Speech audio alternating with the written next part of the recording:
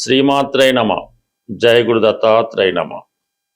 ప్రధానంగా ఎవరి జీవితంలో అయినా ఒక వ్యక్తి, అది స్త్రీయా పురుషుడా ఎవరైనా సరే, వారి జీవితం అంతా ఆనందంగా సుఖ సంతోషాలతో హాయిగా ఉండాలన్నా, సంతానం కలగాలన్నా, సౌభాగ్యం ఉండాలన్నా కంపల్సరిగా వారి యొక్క జన్మజాతకంలో శుక్రగ్రహం యొక్క స్థితిని బట్టి, బలాన్ని బట్టి ఆధారపడి ఉంటుంది. అయితే ఈ శుక్రుడు మగవారి జీవితంలో భార్యాకారకుడు అవుతూ ఉంటాడు. అంటే ఎవరైనా అబ్బాయిల జాతకంలో శుక్రుడు మంచి ఉచ్చులో ఉండి బలంగా ఉంటే వారికి బాగా సౌందర్యవతి, ధనవంతురాలు, గుణవతి అయినటువంటి భార్య రావడం జరుగుతుంది. వివాహం తర్వాత వారి జీవితం చాలా సక్సెస్ఫుల్గా వెళ్ళడం జరుగుతుంటుంది. అదే అబ్బాయిల జాతకంలో శుక్రుడు బలహీనంగా ఉన్న, నీచలో ఉన్న, పాపగ్రహాలతో కలిసి ఉన్న వారికి అనుకూలమైనటువంటి భార్య రాదు సరికదా. వివాహం తర్వాత వాళ్ళ జీవితం చాలా స్ట్రగుల్ పడవలసి ఉంటుంది. ఉదాహరణకు ఉద్యోగం పోవడం కానీ, పేరెంట్స్తో విభేదాలు రావడం కానీ, ఆర్థిక పరంగా చితికిపోవడం కానీ, వ్యసనపడవడం కానీ, ఇవన్నీ వివాహం తర్వాత జరుగుతున్నాయంటే వారి యొక్క జీవితంలో వాళ్ళకి ఈ పతనానికి వాళ్ళ భార్య అయితే కారణం కాదు, ఇతని జాతకంలో ఉన్నటువంటి శుక్రుడు మాత్రమే కారణమవుతుంటాడు. అందుకని శుక్రుడు ప్రధానంగా కారకత్వం వహించే విషయాల్లో మెయిన్ సంతానం ఒకటి.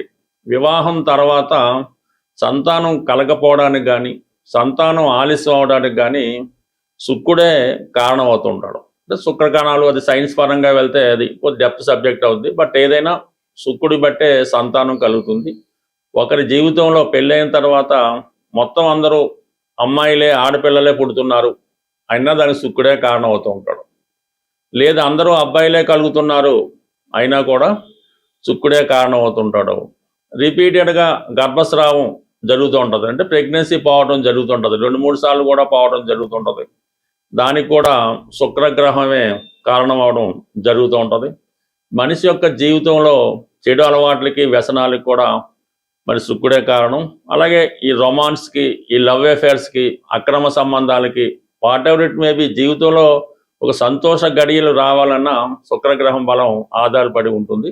మరి ఖరీదైనటువంటి వాహనాలకి, అలాగే ఖరీదైనటువంటి నగలకి, వివాహానికి, వివాహం తర్వాత జీవితానికి, శృంగార జీవితానికి కూడా శుక్ర బలాన్ని బట్టి ఆధారపడి ఉంటుంది. ఉదాహరణకి జన్మజాతకంలో, స్త్రీల జాతకంలో శుక్రుడు బలంగా ఉంటే, అంటే మంచి స్వక్షేత్రంలో కానీ, ఉచ్చులో కానీ ఉన్నప్పుడు చాలా వాళ్ళు పవిత్రంగా, మరి చాలా సౌకర్యవంతంగా, పవిత్రంగా, చాలా డీసెంట్ బిహేవియర్తో కలిగి ఉంటారు. అది ఉదాహరణకి ఎంఎస్ సుబ్బలక్ష్మి గారు లాంటి వాళ్ళు, పి సుశీల్ లాంటి వారు, ఎస్ జానకి లాంటి వాళ్ళు జీవితంలో అంటే వాళ్ళు కళారంగంలో కూడా రాణించడం జరుగుతుంది. కాబట్టి ఈ శుక్రుడు బలాన్ని బట్టి కూడా అది రాణిస్తూ ఉంటుంది. అదే శుక్రుడు నీచలో ఉండి బలహీనంగా ఉంటే ఈ టీవీ యాంకర్లుగానో, మామూలుగా ఏంటంటే స్ట్రీటు ఇలాగా చాలా వరకు వాళ్ళు రావడం జరుగుతుంటుంది. బట్ ఏదైనా ప్రస్తుతం ఈ శుక్రగ్రహం మనకి ఈ సింహరాశిలో సంచరిస్తూ రేపు ఆగస్టు 1వ తారీఖున కన్యారాశి అయినటువంటి తన నీచ రాశిలోకి ప్రవేశించడం జరుగుతుంది. మరి దీని సందర్భంగా ఏ ఏ రాశుల వారికి ఎటువంటి ప్రభావం చూపుతుందన్న విషయాన్ని మనం ఈ వీడియోలో రాశుల వారిగా తెలుసుకునే ప్రయత్నం చేద్దాం. వృశ్చిక రాశి వారికి శుక్రుడు సప్తమ వ్యయాధిపతి.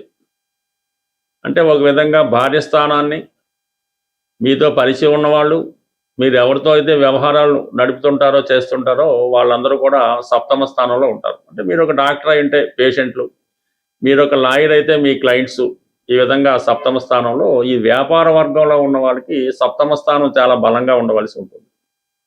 అదే ఉద్యోగం వారికి 6వ స్థానం అనుకుందాం. అందుకని ఈ సప్తమాధిపతి శుక్రుడు అయ్యాడు. దాంతోపాటు వ్యయాధిపతి 12వ స్థానాధిపతి శుక్రుడు అవడం వల్ల ఎక్కువ. అందుకనే ఈ వృశ్చిక రాశి వారు వివాహం తర్వాత జీవితంలో చాలా మార్పులు రావడం జరుగుతుంటుంది. కొంతమంది విదేశం వెళ్ళడం కానీ, ఉద్యోగపరంగా ఇతర ప్రాంతం వెళ్ళడం కానీ, పేరెంట్స్కి దూరం అవడం, అలాగే భార్య వలన కానీ, భార్య తరపు బంధువుల వల్ల కానీ నష్టపోవడం కూడా జరుగుతుంటుంది. నష్టపోవడం అంటే ఆనందంగానే ఉంటుంది. శుక్రుడు 12వ స్థానంలో ఉన్నప్పుడు జరిగినటువంటి నష్టం జాతకుడు ఇష్టపూర్వకంగా, సంతోషంగా ఖర్చు పెట్టడం జరుగుతూ ఉంటుంది. అందువల్ల ఏంటంటే మరి జాతకుడు స్త్రీల వల్ల నష్టపోయే అవకాశం ఉంటుంది. ఎప్పుడన్నా సరే వృశ్చిక రాశి వారికి కామన్ పాయింట్. అది సాధారణంగా వివాహం తర్వాత జరుగుతూ ఉంటుంది. అంటే సప్తమ స్థానం యాక్టివేట్ అవుతుంది, శుక్రుడు యాక్టివేట్ అవుతుంటాడు. ఆ శుక్రుడు ఉన్న స్థానాన్ని బట్టి ఆ ఫలితం ఇవ్వడం జరుగుతూ ఉంటుంది అన్నమాట. కామన్గా ఇందులో సీక్రెట్ ఇది.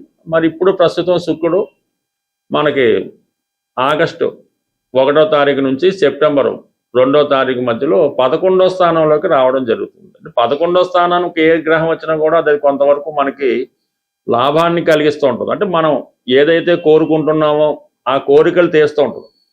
కానీ ఒక విధంగా పాపస్థానం లాంటిదే. ఒకరికి నష్టం జరగడం వల్ల, ఒకరికి అన్యాయం జరగడం వల్ల మనం లబ్ధి పొందడం జరుగుతూ ఉంటుంది.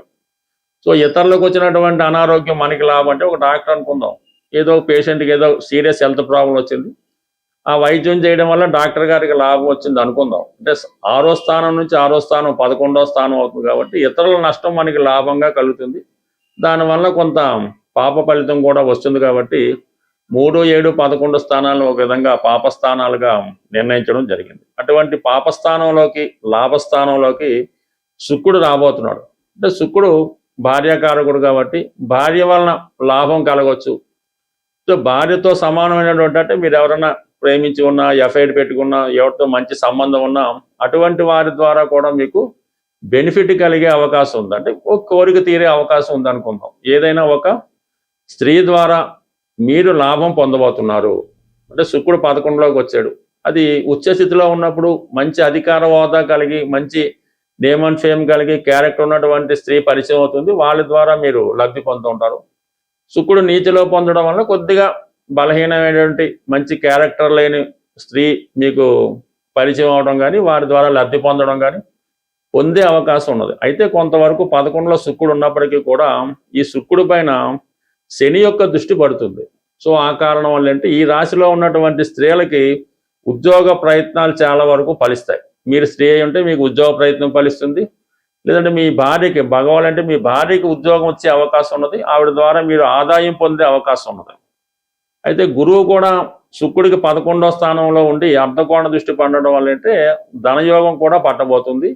అందువల్ల ఏంటంటే ఎటువంటి ఇబ్బందుల్లో ఉన్నట్టు మీరు అనారోగ్యంతో ఉన్నారు, కంప్లీట్గా మీకు ఆరోగ్యవంతులయ్యే అవకాశం ఉంది. ఒక స్త్రీ వల్ల ఇబ్బంది పడుతున్నారు కానీ కంపల్సరీగా దానివల్ల మీకు బెనిఫిటే తప్ప చెడు జరిగే అవకాశం లేదు. అంటే మొత్తం మీద ఈ కన్యా రాశి వారికి శుక్రుడు లాభస్థానంలోకి రావడం వల్ల నీచ స్థితి అయినప్పటికీ కూడా ఒక విధంగా జాతకుడికి శుభ ఫలితం మాత్రమే రావడం జరుగుతుంది. అంటే స్త్రీ మరి శుక్రుడు అనేక విషయాలకు కారణం అవుతుంటాడు. మన వీడియో ప్రారంభంలో చెప్పినటువంటి ఈ కారకత్వాలన్నీ మీకు అనుకూలంగా రావడం జరుగుతుంది. బట్ ఏదైనా ఈ రాశివారు కొద్దిగా స్త్రీలతో జాగ్రత్తగా ఉండడం మంచిది. శుక్రగ్రహ పరిహారాలు అన్నవి చాలా సులభంగా చేసుకోవచ్చు. అంటే ఇంజనల్గా శుక్రగ్రహానికి డైమండ్ ఉంగరం పెట్టుకోవడం, 6 ముఖాల రుద్రాక్ష ధరించడం, ఈ బొబ్బర్లు దానం చేయడం, ఇవన్నీ కూడా ప్రాథమికంగా ఉన్నటువంటి రెమెడీలు. ఇవి అందరికీ అన్ని విషయాల్లో కలిసి రాకపోవచ్చు. ఏదైనా శుక్రుడు మీకు మంచి ఫలితం ఇవ్వాలంటే ఫస్ట్ వ్యసనాలకి దూరంగా ఉండాలి. ఎటువంటి వ్యసనం కూడా జాతకుడిని శుక్రగ్రహం అనుగ్రహానికి కారణం అవుతూ ఉంటుంది. అది తాగుడు అవ్వచ్చు, పేకాట అవ్వచ్చు, వ్యభిచారం అవ్వచ్చు, మరేదైనా అవ్వచ్చు. ఇది కంప్లీట్గా మీరు వ్యసనాలకు దూరంగా ఉంటే ఆటోమేటిక్గా శుక్రగ్రహ అనుగ్రహం లభిస్తుంది. ఇది స్త్రీలకు కూడా వర్తిస్తుంది.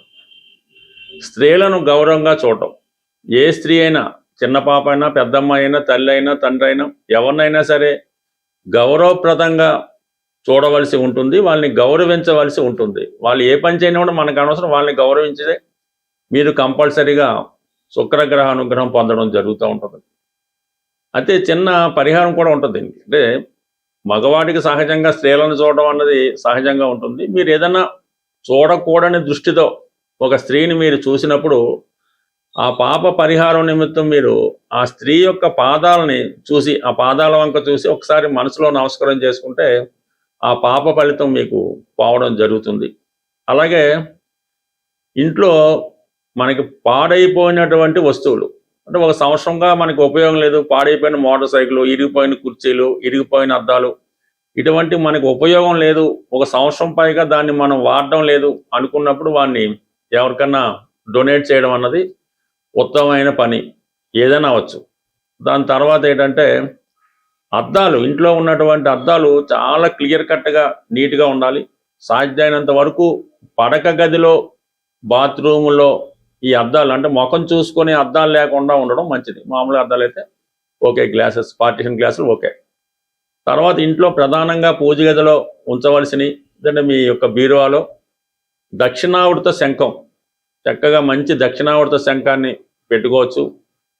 లక్ష్మీ గవలు అవి విడివిడిగా ఉంచకూడదు, ఒక 8 గవలు ఒక ఎరుపు రంగు సిల్క్ క్లాత్లో మూటగట్టి పెట్టుకోవడం.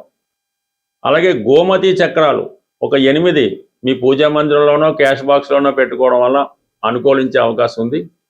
కంపల్సరిగా మీ పూజా మందిరంలో దేవుడి బల్ల దగ్గర మట్టితో అదే ఈ కుంకుమ భరణలు, చెక్కతో చేసిన కుంకుమ భరణలు ఒక 2 తీసుకోవాలి. ఒక కుంకుమ భరణ ఎప్పుడు కూడా ఇంట్లో ఉండకూడదు, 2 పక్క పక్కన ఉండడం మంచిది.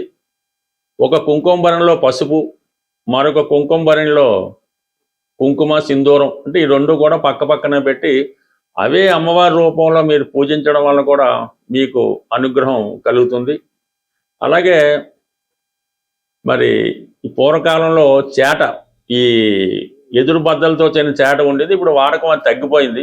కంప్లీట్గా మీ ఇంట్లో మాత్రం పూజా మందిరంలోనో మీ వంటగదిలోనో ఎక్కడో దగ్గర మాత్రం ఒక చేట అన్నది కంపల్సరీగా ఉంచవలసి ఉంటుంది. దానికి అలా కొత్తది కొన్న పశుపతి రాస్తూ ఉంటారు, ఆ విధంగా ఒక చేట మీ ఇంట్లో ఉంచడం.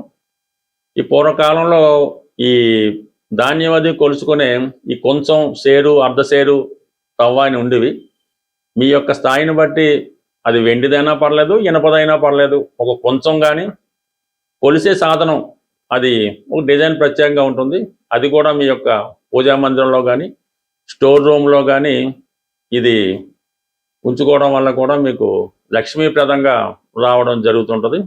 అయితే శుక్రవారం, శనివారం ఏం చేస్తుంటే ఈ ఇంట్లో ఎక్కువ స్టీల్ పాత్రలు వాడతాను. ఈ మధ్య తాగడానికి గ్లాసులు స్టీలే, ఇంట్లో కంచాలు స్టీలే ఉన్నాయి కాబట్టి కనీసం శుక్రవారం, శనివారం ఈ స్టీల్ పాత్రలను వాడటం పక్కన పెట్టి ఈ అరిటాకులో కానీ ఇస్త్రాకులో కానీ భోజనం చేయడం, తాగడానికి గ్లాసు వెండిది లేకపోతే కనీసం గాజు గ్లాస్ కానీ కేవలం మట్టి గ్లాస్ అయినా వాడటం వల్ల అవి లక్ష్మీప్రదంగా ఉండడం జరుగుతుంది. ఫైనల్గా బెస్ట్ రెమెడీ ఏంటంటే అది మీరు సంసారం చేసుకున్నటువంటి కుటుంబంలో కానీ వ్యాపార సంస్థలో కానీ ఏ సంస్థలో అయినా సరే మీరున్నటువంటి నివాస స్థలంలో ఈశాన్య భాగంలో మట్టి కుండతో పూజ అవ్వచ్చు, మట్టి కుండ అవ్వచ్చు, అది ఎండాకాలం చలికాలం పక్కన పెట్టి నిత్యం ఆ మట్టి కుండలో నీళ్లు నిల్వ చేసుకొని ఆ వాటర్ని మీరు వాడచ్చు.